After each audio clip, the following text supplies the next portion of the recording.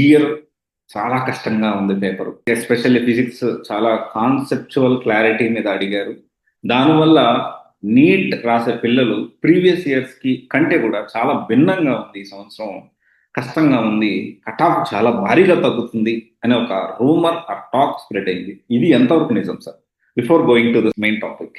మీరు అన్నట్టుగా different colleges వాటి కట్ ఆఫ్స్ గురించి, కౌన్సిలింగ్ గురించి మాట్లాడుకోవడం ముందు మీరు అడిగినట్టుగా నీట్ ఎగ్జామ్ ఈ సంవత్సరం అంతకుముందు ఇయర్స్ తో కంపేర్ చేస్తే ఎలా ఉంది అని చూసినట్టయితే, ఓకే, డెఫినెట్ గా లాస్ట్ ఫ్యూ ఇయర్స్ కన్నా ఈ ఇయర్ నీట్ లో స్కోర్ చేయడం చాలా డిఫికల్ట్ అయింది.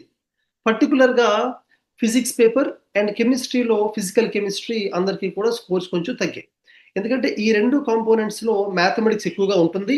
అండ్ బైపీసీ స్టూడెంట్స్ మ్యాథమెటిక్స్ లో జనరల్ గా అంత స్ట్రాంగ్ గా ఉండరు కాబట్టి ఎప్పుడైతే ఈ రెండు కాంపోనెంట్స్ ని కాన్సెప్చువల్ గా లెందీ క్యాలిక్యులేషన్స్ తో మోర్ మ్యాథమెటికల్ గా ఇచ్చారో ఆటోమేటిక్ గా బాగా టైం పట్టింది, మార్క్స్ ఎక్కువ రాలేదు. ఈవెన్ బాటనీ జువాలజీ కూడా ఎన్సీఆర్టీ నుంచే క్వశ్చన్స్ అని వచ్చినప్పటికీ కూడా డైరెక్ట్ గా ఫ్యాక్చువల్ క్వశ్చన్ కాకుండా కొంచెం అనలిటికల్ గా అడుగుతూ అంత ముందు సంవత్సరాల్లో ఫాలో అయిన మ్యాథ్స్ ది ఫాలోయింగ్ ప్యాటర్న్ తగ్గించి మల్టిపుల్ స్టేట్మెంట్స్ అడగడం వల్ల స్కోర్స్ తగ్గాయి. కానీ ఇక్కడ మనం గుర్తుంచుకోవాల్సింది ఏంటంటే అందరికీ స్కోర్స్ తగ్గుతాయి, ఓన్లీ ఒక స్టూడెంట్ కాదు. అసలు నీట్ కౌన్సిలింగ్ లో అయినా లేదా మెడికల్ సీట్ రావడానికి కావాల్సింది మనకి మార్క్స్ కాదు, ర్యాంక్. సో అందరికీ మార్క్స్ తగ్గినప్పుడు ర్యాంక్స్ కూడా తగ్గుతాయి, కంగారు పడాల్సిన అవసరం లేదు.